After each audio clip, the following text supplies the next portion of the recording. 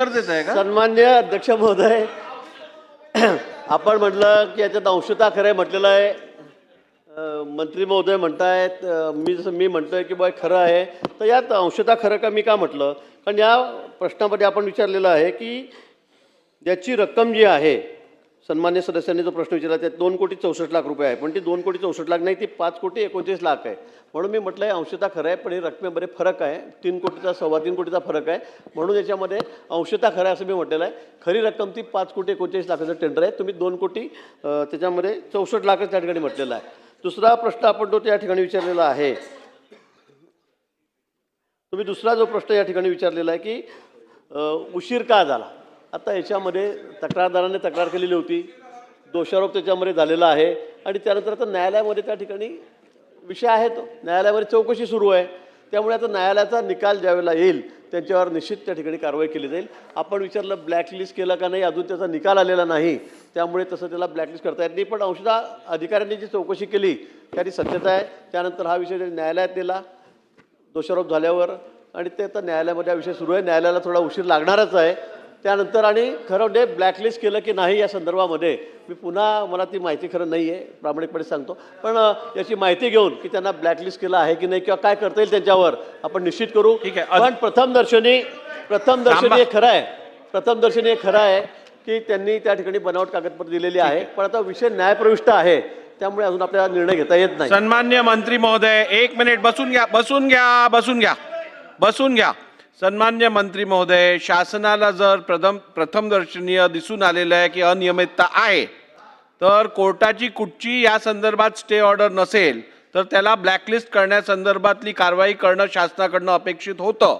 त्यामुळे या संदर्भात शासनाने उचित पावलं उचलून जर का प्रथमदर्शनीय दिसून येत असेल की अनियमितता आहे तर निश्चितपणे ब्लॅकलिस्ट यापूर्वी अनेक प्रकरणात केलं गेलेलं आहे. शासनाने त्या संदर्भात विचार करावा. चला आता पुढे जाऊया. अध्यक्ष महोदय, दोघे एजन्सीला ब्लॅकलिस्ट करून टाक. चला अध्यक्ष महोदय, बघा मंत्री महोदय, आपण 2025 ला गुन्हा दाखल केला, बरोबर आहे मंत्री महोदय? 2025 ला गुन्हा दाखल केला. बघा 12व्या महिन्यात मंत्री महोदय, सन्मान्य अध्यक्ष महोदय, किती मोठी थट्टा आहे आपली. 16 वर्षापूर्वीचा प्रश्न जेव्हा सभागृहात आता विचारला जाणार तेव्हा आपण FIR टाकून हाऊसमध्ये यायचं आणि इतकी मोठी, आजही हे काम तेच कॉन्ट्रॅक्टर करतायत का?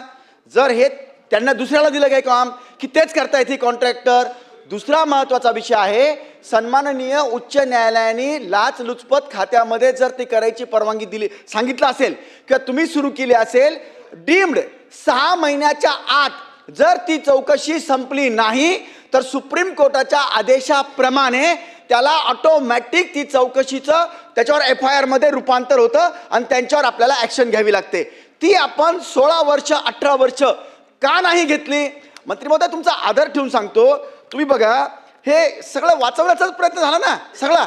18 वर्ष झाल्यानंतर आत्ताचं उत्तर कसं हवं होतं?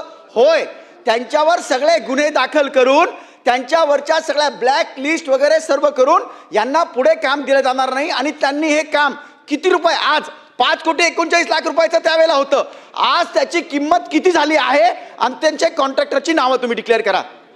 अध्यक्ष महोदय, 3,64,00,000 आणि 5,39,00,000 या दोन्ही कामांची निविदा होती. ते काम त्यांनी घेतलं, त्यावेळेला खोटं सांगितलं, हे खरं आहे. पण ते काम लगेच त्यांनी पूर्ण केलं. त्याला काही आता अजून ते काम सुरू आहे, ते काही त्याची किंमत वाढली, एस्केलेशन आपण देतो असं नाही, ते लगेच त्यांनी वर्षभर पूर्ण केलेलं आहे. पण नंतर कोणाला लक्षात आलं की सर्टिफिकेट बोगस दिलं आहे, म्हणून त्याच्यावर त्यांनी तक्रार केली, त्याची चौकशी झाली आणि या संदर्भामध्ये FIR दाखल झालेला आहे. ACBने चौकशी केलेली आहे आणि हा विषय तर न्यायप्रविष्ट आहे. पण आता आपण मागणी केल्याप्रमाणे त्यांना ब्लॅकलिस्ट आपण केलेलं आहे. अध्यक्ष महोदय,